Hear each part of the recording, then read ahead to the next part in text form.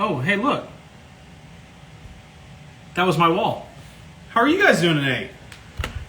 Good evening, everybody. Welcome to another episode of Sawdust Talk, where we meet the makers that make your mind. Hey, I should have practiced that. I have no idea. Before we load everybody in, we've got awesome guests tonight. We've got 3D DIY Dave, the 3D printing wizard. Yeah, I mean, as far as I'm concerned, he's the only 3D printer that I know. So we're going to get everybody piled in. Before I do that, just want to thank our sponsors, George Supply Co. and Surf Prep. They're awesome. If you guys need sanding and if you need CA glue and maker merch, things like that, they're awesome. We really love having them on board. So let me get TJ and Katrina and then Dave in, and we will get started. If you have questions, make sure you're putting them down in the little question speech bubble thing down below. All right, let's see. This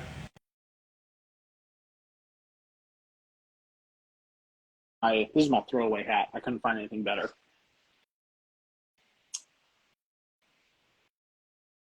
All right. Hey. Hey. How are you tonight? Good. How are you? I'm wonderful. I'm sitting with the sun on me today. I was gonna say that's like you turn the wrong way and you're blinded. Should I go to the other side? No, I mean, hey, you live your life how you want. We can see you, so. Okay. TJ? Greetings. Hey. How is everyone today? Good. How are you? I'm sleep deprived, but excited. We had thunderstorms last night, and my daughter doesn't sleep through the night, and she's a active sleeper, so she like comes in our room during storms or just like any night.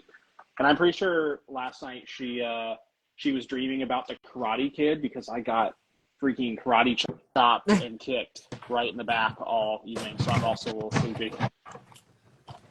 I got you, man. But yeah, I'm supposed to be driving out to Colorado in the morning, and I think we're getting a fair amount of your bad weather from last night right now. So yeah. if you guys lose me for whatever reason, that just means that the power of the cell tower that I'm on went down. So, we got that going for us, which is nice. But all right, I'm gonna load Dave in. He's been patiently sitting there waiting for us to get our pleasantries out of the way. oh, he didn't want to be a part of pleasantries. No, I just never let him in. There he is. Hello.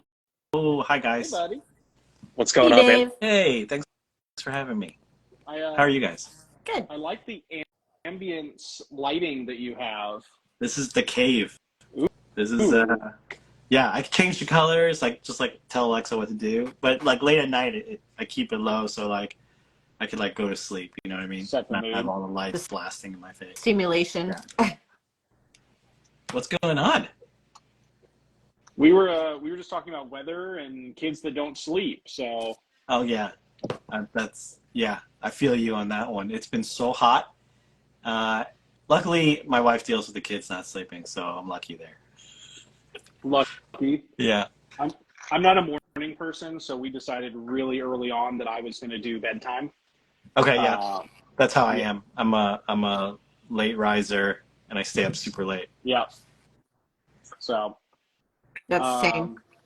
All right. Well, I guess let's get this show on the road. My name is Braden. I am with Little Bug Woodworking, and I do a little bit of everything. I do CNC. I do epoxy. I do stuff with wood. The only thing that I hate is painting. So it's the worst. So Katrina, why don't you introduce yourself? Katrina at PNW Farmhouse Design Co. I am pretty much learning everything I can. I used to do painted signs, and that's kind of dated now, and I'm just kind of dabbling in everything in my shop and learning. All right. I'm TJ with TJT Workshop down here in St. Louis. Most of the woodworking that I do is on a lathe, but I do a little bit of welding here and there. I've got a good bit of experience with 3D printing also, so I'm really stoked to have Dave on tonight. And yeah, over to you, Dave. I'm Dave, 3D DIY Dave. I'm a maker, content creator. I do a lot of 3D printing, and I like to find ways of incorporating 3D printing into woodworking and other aspects of making stuff. I have a lot of interest in new technologies and using that to help makers and share that. And I throw in a little bit of comedy here and there. That's me. Yes, you do. And a little bit of sensuality. Like 7 posts ago, that was a very deep top that you were wearing. Was it?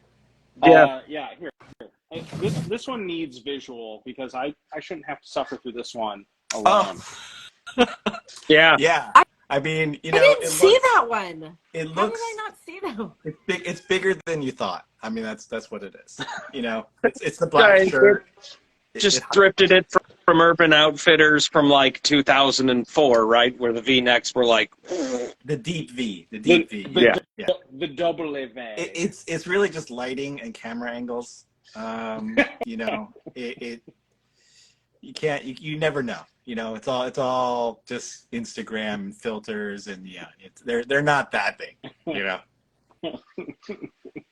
I remember scrolling through and seeing that one pop up, and then had to scroll back. I'm like, that's a woodworker, but I'm confused. Just so it's clear, and we give credit where credit is due. That is -10, and that's you know, her signature appearance, and this ruins it all. So just. Oh man, we went from 0 questions to that picture being shown and immediately got like 5 questions. So I think all of them are probably good. Yeah. We'll figure those out. Was okay. So no, it's just Ed piling in the questions. So Okay. so why don't you give us a little bit of your background? How did you get into 3D printing? How'd you get into making? What's your story? Sure. So I did like one woodshop class in high school that I took, and I loved it. And I don't know why I never did anything with that. It was like one of those shop classes where, you know, every week you guys did some aspect of shop. And then I just got into art and photography, and that kind of took off into college and my career. And I actually own a photo retouching company as my day job. And I've done that for over 20 something years now.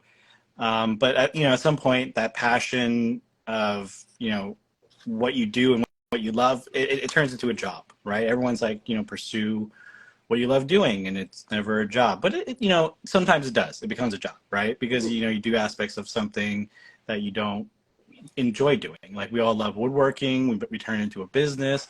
But, you know, like, there's aspects of it that taking care of it's not really fun for everyone, like accounting, invoicing, taxes, and, you know, like part of it turns into a job. And then, you know, you kind of do, I'm not going to focus on this too much anyway. So that happened. And then, yeah, eventually I was like, you know what, I want to make tangible stuff because I did everything digitally, and I was living in New York City, and I had 3D printing was kind of like becoming more accessible at this point. It wasn't just like college institutions and tinkerers. Like, there was companies starting to make consumer 3D printers, and I always love the idea of like Star Trek. Everyone knows I'm a Star Wars nerd, but still, I love Star Trek and like the little fabricator machine that just makes whatever you want. And the idea of like digital meets analog, like totally wanted to be part of it. And I just got my first 3D printer and started just doing stuff. And it was so much fun just being able to create nothing, like strands of filament into an object within a couple of hours, right?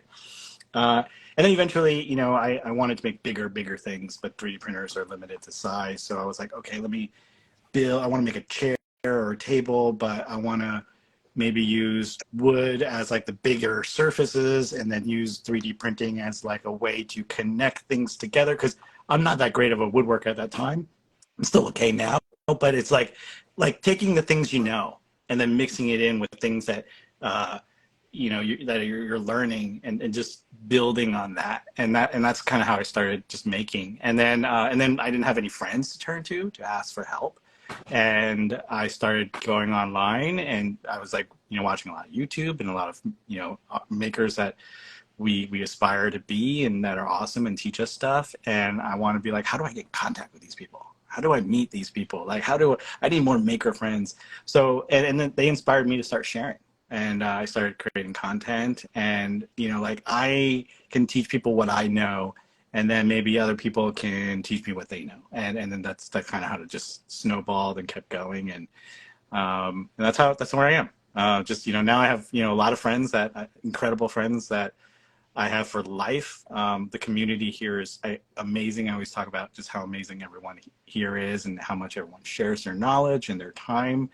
And I would never have guessed, like 4 years ago when I started, or 5 years ago, that I would have all these new friends and people that I could ask for help on just like, within seconds. And it's incredible. And I'm fortunate every day that like I get to talk to you guys.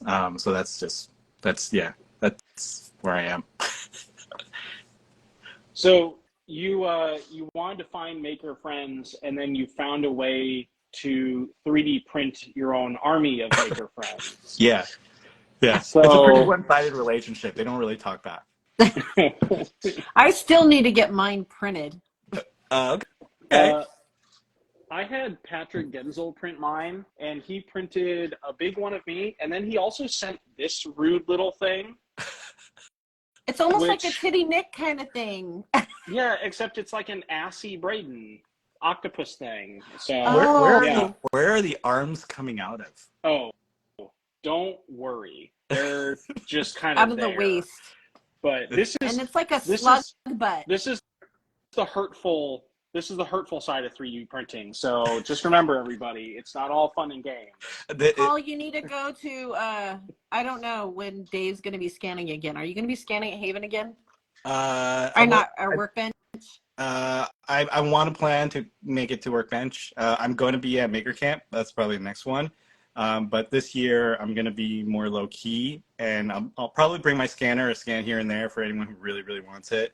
But I'm going to be going with my son, so we're going to do more of like the dad stuff and going to the booth. It's going to really cost you if you really want to get scanned, because I'm here as family. Yeah. Oh, right? Dave, no. Come on up here. Come over to the Washington or Pacific Northwest. Yeah.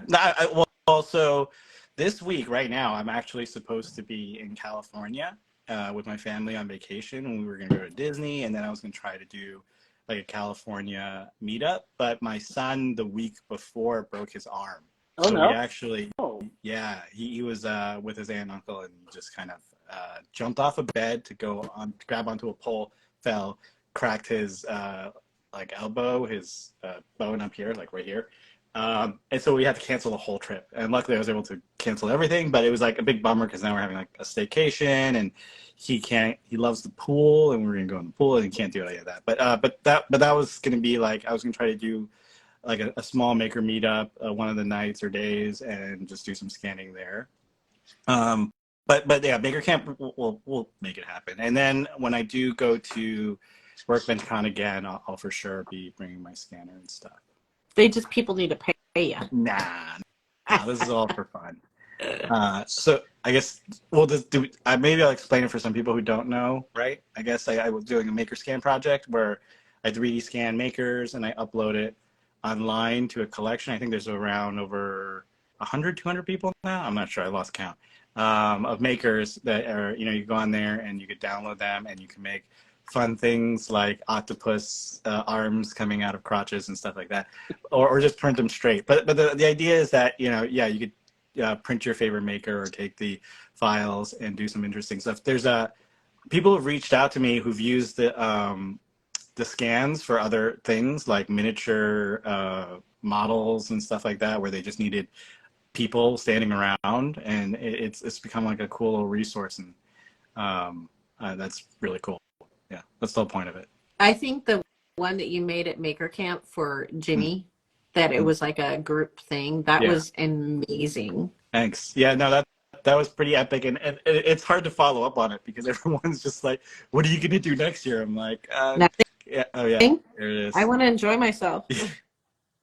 People are like, are you who's you gonna do all the making fun guys?" I'm like, "Yeah, Oh, sure." Like, that's right. You need to do Graz because he so wasn't yeah, there. so Graz has been on the list for a really long Yeah. time. It just he's not that far away from me, but far enough that it's kind of inconvenient for both of us to try to meet up. But he will be at Maker Camp this year, and for sure, he's one of the top people that I need Yeah, I to saw add that to it post. because he's very requested, and a lot of people want to print him a lot smaller than he really is. That's funny. Hey, Stu. So I have a couple of like dorky technical questions that I kind of want to fire at you, but they're all real fun. Like, do you have a favorite infill pattern, or does it just sort of like fluctuate with the phase of the moon? So if so, I've done some prints in the past where I can probably show you. Hold on a second. Where I like honeycomb.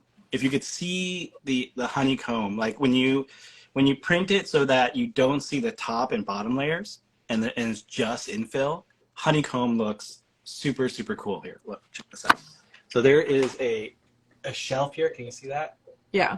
Oh wait, it should be like that. Oh, that's cool. Either he's got like the steadiest arms he's ever, frozen. or Yeah, no, there he's it is. got a. Oh, it's there he Here goes. he is. Okay, he's back. Sorry. So yeah, honeycomb is when you can see the pattern, it's pretty cool. Excellent.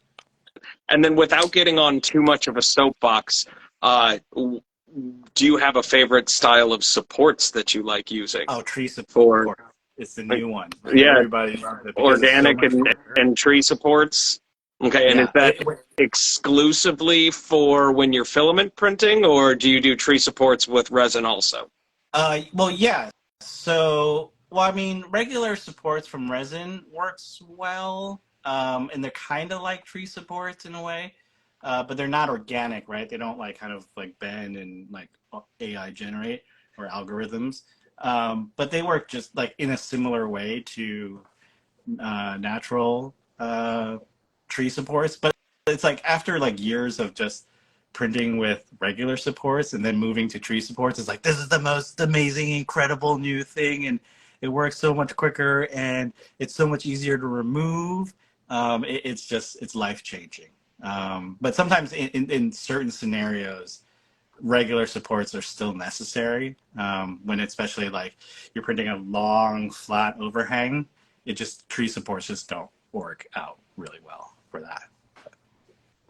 Okay, and then I guess sort of my final dorky question is, from your reels, you seem to be a Prusa kind of guy. Yeah. Are you using the Prusa slicers, or do you have a different slicer that you really like using? Yeah. So I use the Prusa slicer when I use Prusa printers. Every once in a while, if I'm having issues in other slicers that like I'm like, something's not right. I don't know if it's slicing right.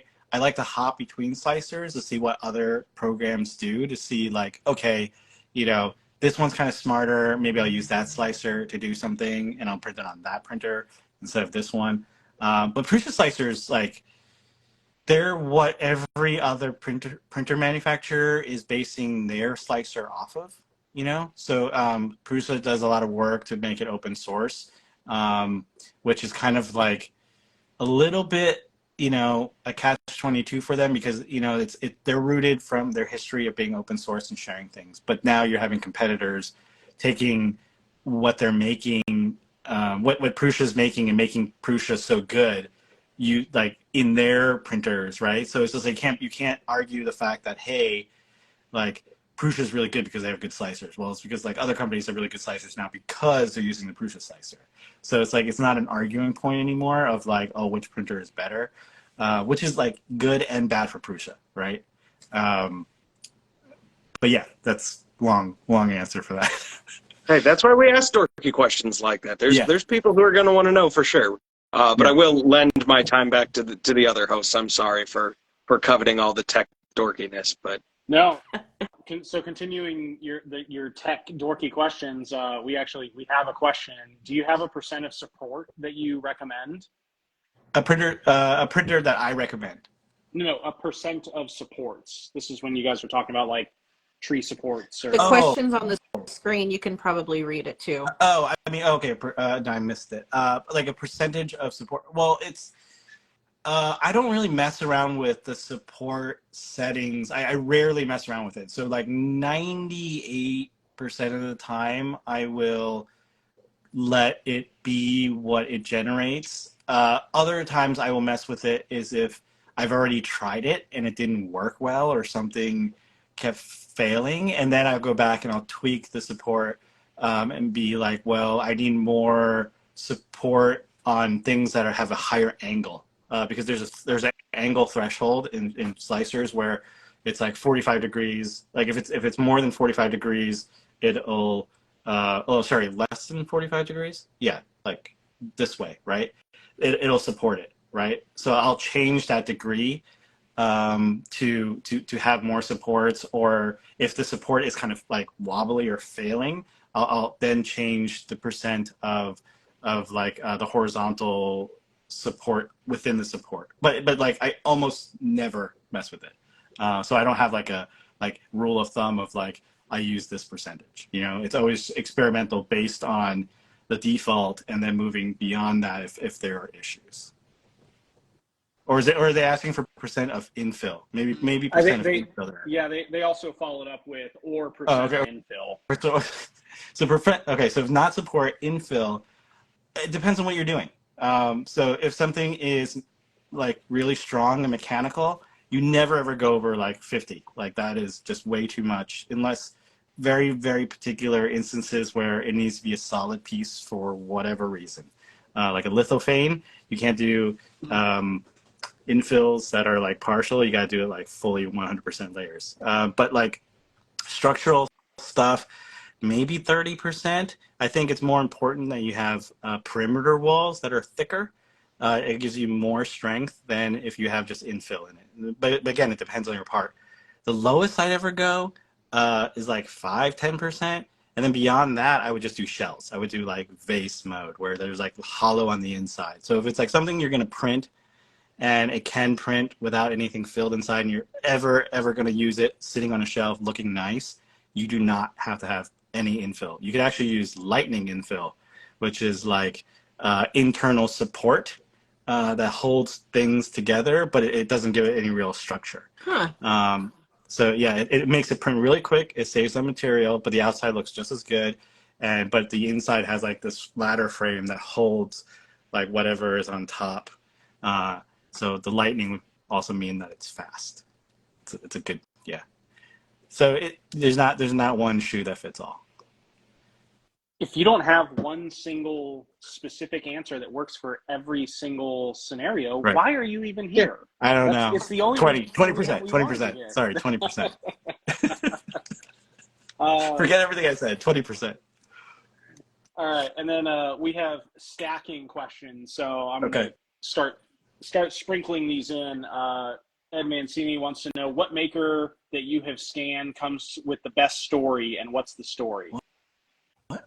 I mean, Jimmy's pretty amazing, right? So Jimmy's got a good story because through, everybody idolizes Jimmy because he's just such an amazing maker. He's extremely generous with his time, and before I scanned him, we knew of each other, but we didn't talk, right? And as I like got to know him, it's kind of crazy how we have like this very close degree of separation. So let me explain.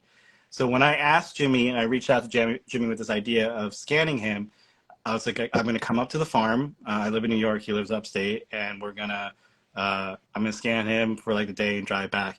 And this happened around Mother's Day, and he was like, you know what? I'm coming to Long Island. When I tried to scan him, he couldn't do it. His schedules didn't line up. But Mother's Day was coming up that following weekend, and he was like, "You're in Long Island. Let me come out to you. I have to go there for Mother's Day."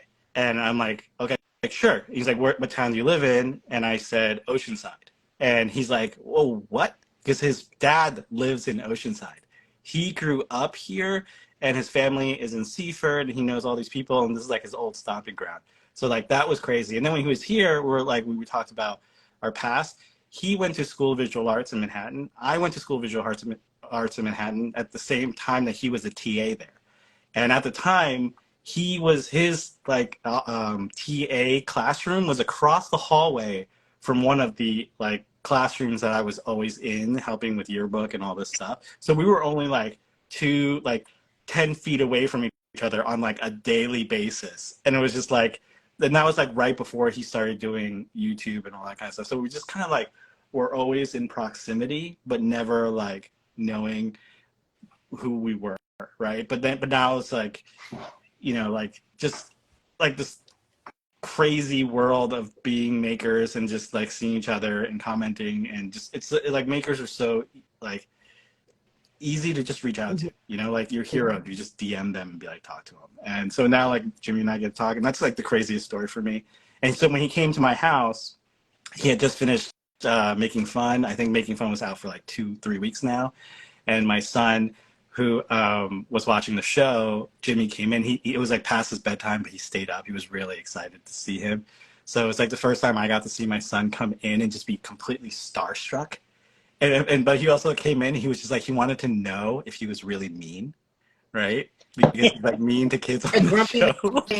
A grumpy old man. Yeah, the grumpy old man. And I was like, he's not grumpy, but he was like kind of like testing me. He's like, I wanted to see. Yeah. But it was really, it was like cute. And that's kind of like my, like one of the stories with scanning people. But the thing with scanning is just like, the reason I started doing it was because of photography. So I went to school for photography, and it was like you do portrait series, in photography with a camera. But this is like kind of like me combining the two worlds of doing portraits, but with not a camera, but a 3D scanner, and capturing the person, this moment in their life of like not just their facial expression, but everything, like their body shape, the clothes they were wearing, and everything. And you could look around it, like to me, that kind of was like a cool idea of combining the two, photography and 3D scanning. That's awesome. Well, I love that story. You and DeResta could be like a rom-com buddy movie, like constantly crossing paths, friendship. No one wants to see me. It's okay, guys. That's nice. But You're like the funnest person to be around, Dave. Oh, thanks. So are you. You are, thanks. You are. No, you Stop it.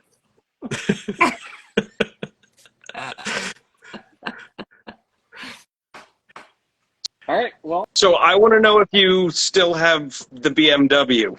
I do. Good. Does it ever get road time anymore with kids and life and your celebrity status? No, I've been having a conversation with a good buddy of mine who we started motorcycle riding together. We went through the whole MFA. What's it called? The rider course. I forgot what it's called. So we went through the course together. We learned. We bought our first bikes together and all that stuff. And he just recently moved to Germany. He sold his BMW to a guy who bought it in the States and moved it and then transported it to Bali, I think. And it was really sad. And he's like asking me, am I going to sell my motorcycle? I'm just like, I can't do it. But I haven't been riding it because I'm actually really scared of the drivers out here in Long Island. They're not very good. There's a lot of old, there's a lot of young. And I see on a daily basis people just breaking laws, running lights, speeding, just accidents happen all the time. So it's kind of scary of riding in that kind of environment, knowing what I see all the time. But I used to ride my bike in the city, in New York City, and I felt super safe in the city, which is crazy, right? But it's just people are more aware of pedestrians, bicyclists, messengers, motorcycles. So it's like there's a mutual like chaos respect for each other, whereas here it's MSF. Yeah, so people are just crazy out here, and it freaks me out. And so I'm not riding it. I actually emptied out the majority of the liquids in the bike, and it's just kind of sitting there. And we talked about even longer term storage of the bike, just because this was my dream bike when I was like years before I even started riding. I saw this bike and I was like, I want that bike at some point in my life. And it was like, you know, it wasn't like a super unattainable goal, but it was like work. You had to like learn to use the bike and everything. So now I'm kind of like, I'm going to leave it in the garage and maybe I'm going to tinker with it and just keep taking things apart, putting it back together on it, and like just keep maintaining it as like kind of like a thing to work on, but not a thing to ride on, just because I love the way it looks. But yeah, I don't have the heart to get rid of it. And I probably should, but I'll have so many regrets in life if I just got rid of it. Store It's it. the sentimental value Yeah. of it. I feel like your friend selling a BMW to move to Germany is almost offensive, just at its base level. Well, I mean, he's getting back to the heart of it, right? Like he's gonna uh, go there and maybe get one from Germany. But he's a big motorcycle guy now. He photographs motorcycles and everything, and he had like, you know, like 4 or 5 bikes at one time. He really got into it, which is awesome to see. And he he helped like some startups with electric bikes too. So it's really interesting to see all that from a maker's perspective of seeing new technologies and what they're doing, and actually using 3D printing to create like fairings and stuff.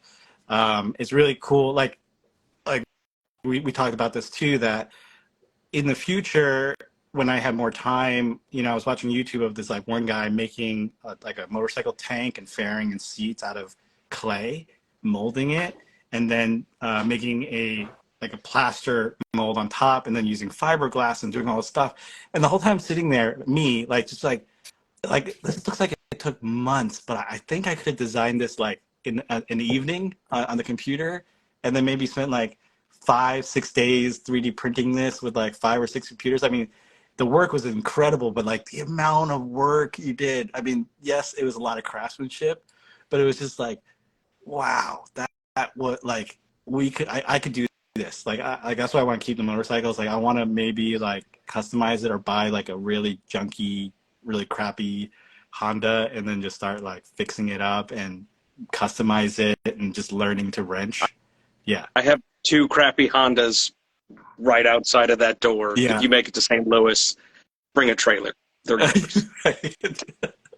3D printed carburetor, 3D printer. Yeah, no, they make fun little internals. cafe bikes. It's fun. Yeah. Yeah, that's I think it's doable, and I think I can learn to do it. And if you could fix up those tiny little bikes, you know, you can fix up bigger ones, you know, just read the manuals and stuff like that. But I do love motorcycles from the 70s. So like again, this is like the weird thing with me and my account is that I love a lot of new technologies, but then I love really old analog stuff. So like I have hand tool woodworking, but I have CNCs, right? So like I just love tools that are really simplistic and beautiful, but then I love tools that are, you know, complicated and just beautiful too as well, and functionally, you know, just extremely like really expensive tools make skill like you don't have to, you have a low level of skill to use it, right? You have to learn some things, but it, you know, makes up for that skill gap. But then like antique hand tools, it's like the most basic tool in the world, but you need like a higher level of skill to use it. So it's just like that relationship of tool and user. I love it. I'm sure we all love it, right? Yeah. Totally. All right. So, who are 3 people, anyone in the world, that you would want to 3D scan and why? Well, I love to scan. I mean, I love makers, right? And there are a lot of makers outside of woodworking that I really want to scan, like Adam Savage, like is like a dream of mine to scan him.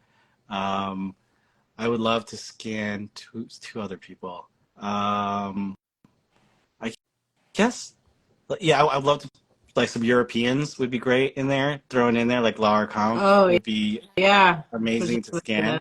Yep. I think people would be really interested in that, and I would just love, like, I met her last year briefly at Maker Camp, but Yep.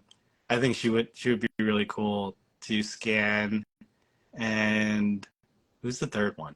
I need help. Who do you guys think? The Undertaker. The Undertaker. Barack Obama. Tom Well, I mean, from yeah. This Old House. Oh yeah, sure. The team from This Old House. Mhm. That'd be great. The OGs. Those guys are extremely influential in I bet everybody's you life. Derek and them can do it because he's been over at Derek's house. I bet you he can figure out how to get that Yeah. done. Okay. When you eventually do end up in California, you should see if you could work out like a Nick Offerman sort of thing. Uh-huh.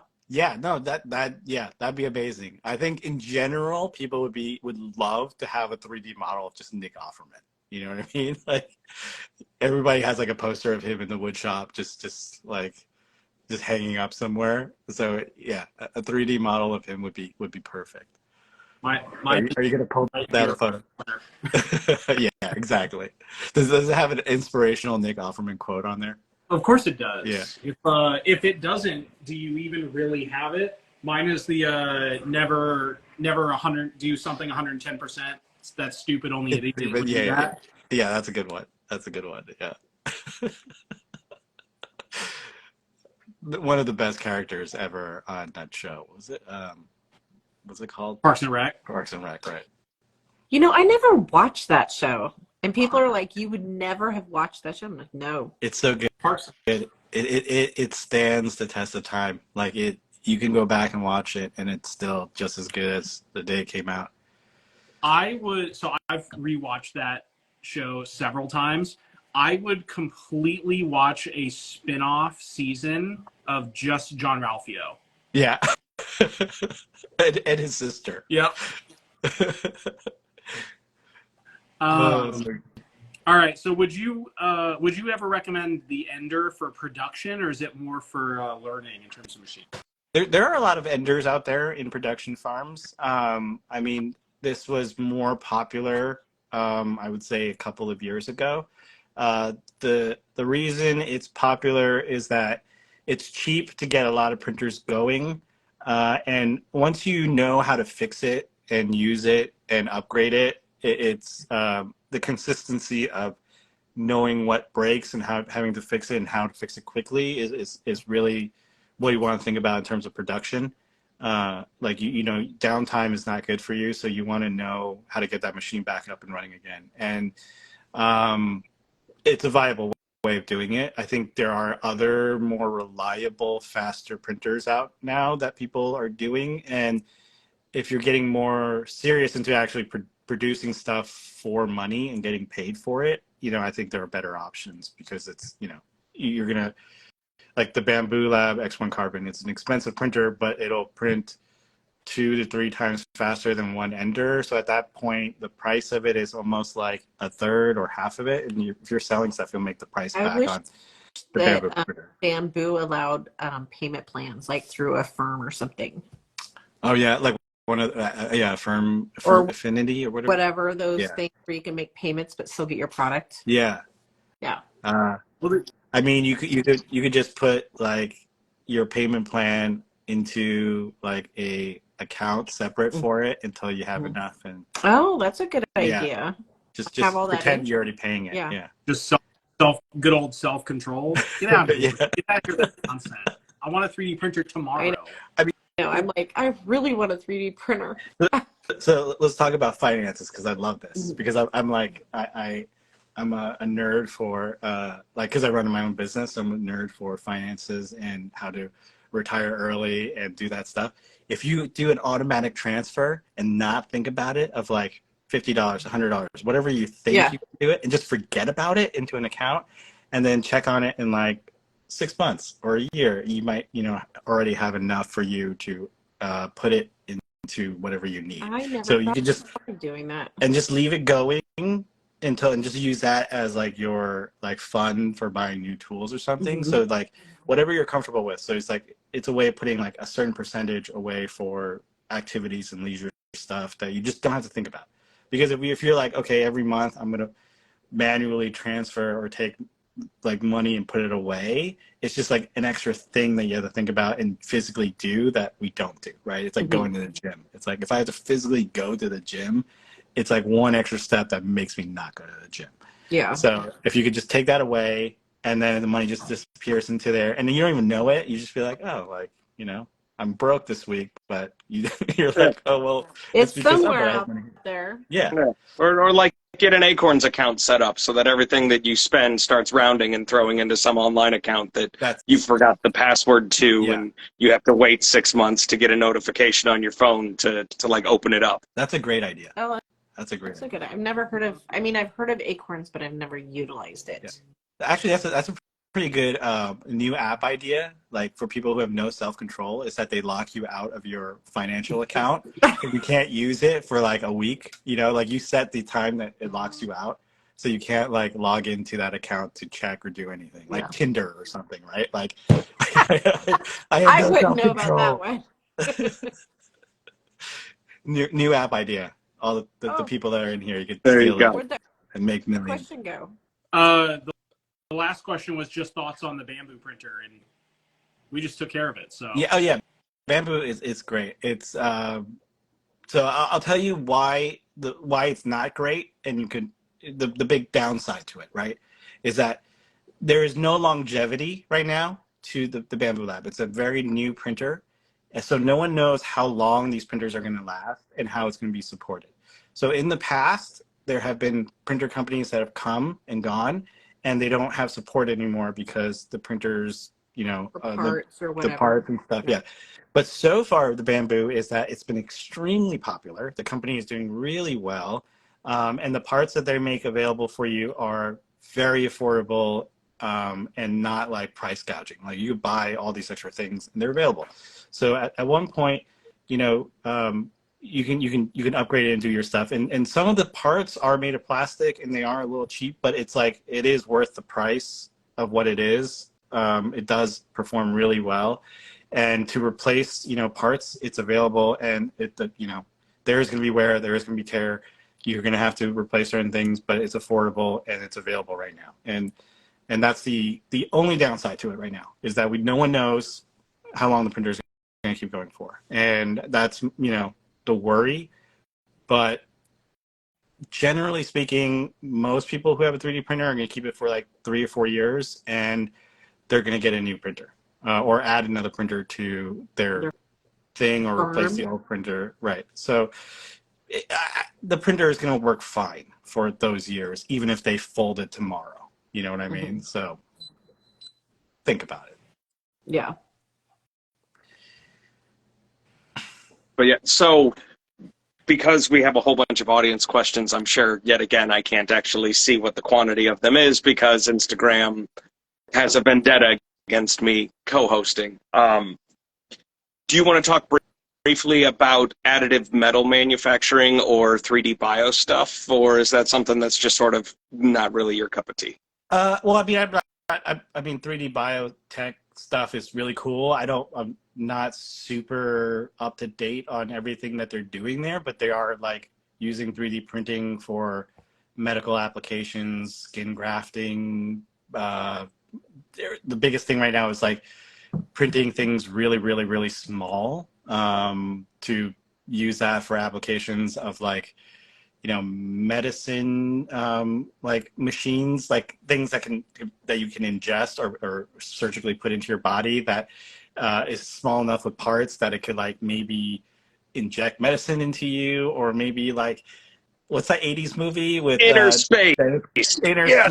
space Inner space. but yeah, so like maybe that could happen, and that's totally cool, and I would love to nerd out more about it, but I'm not a doctor, right? I'm not like a tech doctor, so I'm not sure about that. But there are like really cool metal 3D printers out there, and they're getting cheaper and cheaper, and it's not out of the question for us to be able to have a consumer version real soon. The issue now, like the affordable thing we could do right now, is you could print with metal filament that's infused with plastic on your printer, and you could send it out, and they can is the correct term forge it? It's not forge it. It's when they anneal it. They anneal the part, and the part has a shrinkage amount, and then but by the time it shrinks, all that plastic comes out, and it's like a solid metal, and you have a metal part. So you just have to learn to print and model within that process of, and knowing what that shrinkage is and working with the manufacturer of the filament and stuff. That's what you could do right now, which is pretty cool. I haven't done it. It's just the filament's expensive and nothing I do requires that. But I mean, there's some people out there that might, make go-karts or something and want to, use 3D printer, but it's like way cheaper if you just weld it, right? Let's just learn to weld. It's probably cheaper at this point and cut metal. But it's getting there. And one day, like these $100,000 machines will be, $5,000, and that might be like good enough for people to enter into. Oh, it was with TVs, right? Yeah. Or computers. Have you guys seen? I've seen like the things on the internet where they like 3D print a house, like they just 3D print around. Yeah. I think 3D. Go ahead. I need to be that guy who lives in one, right? It's like, hey guys, my 3D printed house, right? Of course. Yeah. You should go scan him. Yeah. Hey, can I like to 3D print you for your 3D printed house, right. and then 3D print a model of your house for your 3D printed you to live in. Right. Or that the printer that they use can do like a really big blob version of the 3D scan. So it has like this, like the chunky layers of cement of a person. Yes, brilliant. Yeah. 30 foot tall, low res Jimmy DiResta. Yeah. Oh my God. I would. So like I would love, if I had the space and the disposable income, I would love to buy all the weird 3D printers out there, like the chocolate one, the cement one, and then are like just really, really like the world's biggest 3D printer. And I would just like, that would be my ideal YouTube channel of like crazy. What can Dave do today? or like, what are people, like the big one that SpaceX uses that makes the rockets. It's like one of those robotic arms that I forgot how many axes it does, but it has like a titanium filament, and it uses a welder, and it makes like basically the rocket engines and the like if I could have one of those, oh my goodness, the dumb things I would make with it. You should have saw the robotic arms that were at AWFS last week. It was incredible. My goal in life is to have one of them one day. Just so you need to transition your account and all your content to like sort of adjacent to the will it blend guys, but you could be like the will it 3D print guy. Right. Yeah. Can I 3D print it in nacho cheese? Right. Yeah. Is it edible? Yeah. Will it print? And is it cake? Yeah. Is it cake or 3D printed? Right. Well, that one looks like plastic, so I'm gonna go with that one. Great ideas, guys. This is my new think tank, guys. This is what if we need new, fresh ideas. This is where I'm coming. Listen, we can't promise that we've got good ideas, but we can promise sheer volume of ideas. This is good. This is good. This is how you figure out stuff. Just throw them all out there and then start mixing them together and see what sticks. Nope. We have a viewer question. What is your favorite print? My favorite print. Ooh, that is really hard. The answer is 3D Hot Dog Dave. May he rest in peace. Yes. Deep dive. Thanks, guy. I didn't know about that. Yeah. So I someone asked me, can I 3D print a hot dog? And I'm like, okay, yeah. So I'd be like, you can't make it edible, but I 3D scanned a hot dog from Nathan's. And then at this point I had scanned myself. So I put my face on the hot dog, and then I put legs sticking out of the bottom of it. And then I had arms coming out of the sides, and it was like Hot Dog Dave. And then the series got really weird because I thought it was the end of it. And then it broke because I made it hollow, and as it dried, it cracked. So then Hot Dog Dave died, and I had a reel where he died. And then I had a burial of him where I made like a 3D printed tombstone. And then eventually Halloween came around, and I brought him back, and he came back as Zombie Hot Dog Dave. And he came out of the ground. It was just like a ridiculous chain of events that's why Instagram is fun. Like this is why I got onto it, to just like let my creativity and just like go and have fun with it and not care. And that is a good print. That is a solid, useless but funny print. But finding a favorite print, that's really hard. There's so many good stuff out there. I mean, maybe Jimmy is just one of the most amazing prints because it involves so many awesome makers creating it, decorating it, combining it all together. You know, like that was an amazing experience. Yeah, let's go. Yeah, Jimmy. Jimmy was probably one of my favorite prints because it just, you know, it was a whole community project. It wasn't just something I printed and it looked awesome and worked. You know, it's like this, you know, awesome dedication to people, to someone that we all really appreciate and love. So. I agree. So, all right, we got a ton of viewer questions, so I'm trying to sneak them in. So if you guys Can we rock it through them? I'll because we have like 10 more minutes, so let's rock it through it. All right. I'll be as simple and not long at all. Have you ever heard of standard cameras? They 3D print 4x5 cameras. Yes, I have. Awesome. Check it out. All right. What's your favorite maker event and why? My favorite maker event? Yep. Is that what you said? Maker Camp. Because it is all fun, amazing people, alcohol, big fires, welding. That's it. It's like, you know, you learn, but you're having fun, and everyone is just like so happy to see each other because They're in their natural element. Yeah. And then also you're in like this really cool outside thing. You know, it's like camp for adults. So if you can make it to Maker Camp, definitely do. Even if it's for a day to just see what it's about, I highly recommend it. And it's like talking about it right now is perfect because it's coming up in what, 2 months, a month and a half, and it's fully booked right now. But you can get Airbnbs, you camp on site. But you guys, the Columbus Day weekend, Maker Camp, You can go rent an RV. That's what I did. Yeah, yeah. Can't wait. It's so much fun. I look forward to it every year. You know, like the first time I saw it and missed it, I was like devastated that this was a thing. And then the following year was COVID and it was canceled, and I was just like, I gotta wait another year for this.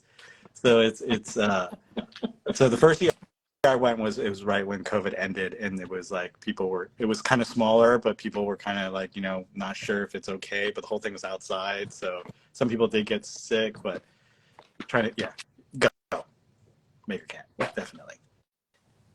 What's your favorite printer to tinker with? Oh boy, I you know, the Prusa printers, the Mark II, 3, 4, it is a great printer to tinker with because Prusa keeps coming up with upgrades for it, and you can a lot of people make their own designs for upgrades and stuff like that, and a lot of companies make hot ends for it. So you could tinker all day, every day with it. You can even turn that into, like, they have this bear kit that makes the frame more sturdy. You could go there, or if you want to really, really nerd out, go with Vorons. I never got into Vorons because I just don't have the time commitment, but Vorons are like the tinker, like crazy techie guy who really doesn't even care about 3D printing. They just care about printers that move as fast as possible. And they're just like, okay, I've achieved a 4-minute benchy. Let's make it like 3-minute benchy, and then take it apart and like make it faster again. So if you really love that kind of stuff, Vorons, but Mark IV, Mark III, you know, those are good. Buy an old one and you can upgrade it and buy all the stuff from Prusa, the kits. It's just it's really good for future proofing your printer. Are you saying borons with a B, or are you saying moron? Boron. Like you're a moron? It's moron, but with a V. Oh, Boron. Yeah. Who is the oldest, quote, craftsman / maker that you know? Oh man, I don't know. I don't ask old people their age. Like, I'm like, hey man, how old are you? This Katrina, do you know? Or are you just saying you're the oldest? No, I'm the oldest. I I actually think Jimmy's older than I am. I was hoping that one would be like an inside joke or something, but No. apparently you just need to walk around asking, hey, how old are you? Yeah. Also, do you like 3D printing? Yeah, I feel like I'm that's still rude. proclaimed old lady. Yeah, I don't ask that, but I mean, I would assume everyone is youthful and young at heart. All right. Ed has like a just plethora of questions, so I'm gonna narrow it to just one more of his. What is the single greatest event that is was a turning point for you in the woodworking social media? Let's see. What is the single greatest event that was a turning point for you in woodworking / social media that you can attribute to your success? Sorry, cut off part of it. I don't know if events really made me successful on Instagram. I think Maker Camp was extremely. It was my first big event. I would say back in, I don't know, 2021 or two. In terms of networking and meeting people and really talking, and then eventually going from there to, communicating more and doing collaborations and stuff. I would say that was the most. But every time you go to one of these events, that happens. If that's what you do, if you're into social media, and you post and you want to grow your account, you have to go, because this is where you talk, and people are willing to talk. This is like, that's where why people go, right? People want to go and meet new people and make new friends. So if your goal is to grow and be successful on Instagram, go there. If you want to be more technical in terms of how you do it, and how to generate money, and how to grow your account technically, not so much networking, go to WorkbenchCon. I mean, WorkbenchCon, you're going to network too, but WorkbenchCon focuses on all the classes that will teach you how to monetize, how to talk to brands, how to do all those things. So that's one aspect. And if you could go to both, it's great. WorkbenchCon is a lot crammed into like 4 days, and I do recommend that if that's your route. All right, this one's quick, so I'm gonna throw this one. Dave, do you wear an apron in your shop? Yes, sometimes. If I'm doing something really dirty, I wear an apron. I wonder who said that. That was Protect Your Digits Creation. Yeah. He gifted me an apron, and I had a feeling that it was him asking me. And I still have the apron, but I have another apron, the Adam Savage apron that I wear, and I haven't worn his yet, because it's still like neatly packed in the box in my closet, waiting for when that apron wears out, that I wear that one. Or I have like someone else working with me and they're gonna get dirty, I was gonna bust it out for them to wear that apron, but I had a feeling it was Protect Your Digits. Go ahead. Sorry, next question. All right, well, our hour flew by. So, Katrina, Okay. do you have any final questions before we wrap up? Yeah, are you going to give lessons on how to do 3D stuff? Like maybe do your own like subscription, or what do they do those classes? So, no, I mean, I do all this for fun, so I don't really try to monetize it. That's true. And people DM me constantly, and I help them out when I can. But I did recently started that Instagram feature where you have a chat group. Oh yeah. Yeah, the So subscription or it's not a subscription, but it's channel. a channel. Yeah. So I Yeah. started a channel, and anyone can join it if you follow me. And the channel is going to be more, ideally, instead of people directly DMing me, I want them to DM the channel, and then I would reply back in there. So as a resource for people to all go back and be able to read on my suggestions, or as a group, we tell them how to fix it and do stuff. So that way, it becomes more of a community-based thing instead of just direct DMs, which is great. I love that, but I feel like I repeat a lot of my DMs all the time to help people. So it'd be a great way of just Works. yeah, People can channels. answer each other. Yeah. But yeah, I just think there's so many great makers on YouTube and resources and Reddit that I don't need to teach one. And I feel like people are asking because they want me to teach one. It's just a time commitment thing. But yeah. All right, I'm always super scared when we get like to our last minute, it's just going to cancel us off. So, Okay. real quick, everybody, we want to thank our sponsors, Surf Prep. We want to thank George Supply Co. If you click the little carrot thing that's right up here, you can follow everybody that's on here. Make sure you go follow Dave. Dave, thank you so much for being on tonight. And TJ, I'll let you close us out.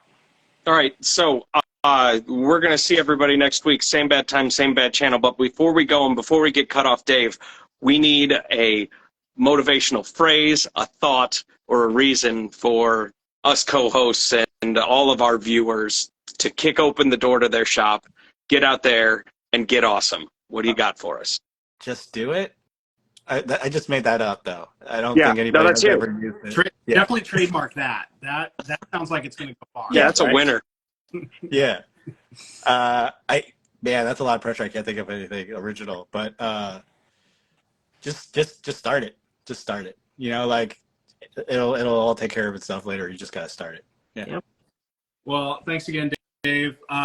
Anybody that's live, if you want to rewatch this, we're on all of the podcast channels. I'm not even going to list them. They're on all of them. Go find us. You can find old episodes. And Dave, thanks again. Thanks for having me. It was so much fun, guys. It was really nice talking to you and telling you about myself. So thanks, everyone. Nice meeting Yeah, you. hope Bye. good night. Bye. All right, let's see if it kicks or if I kill everything. I hate ending these things.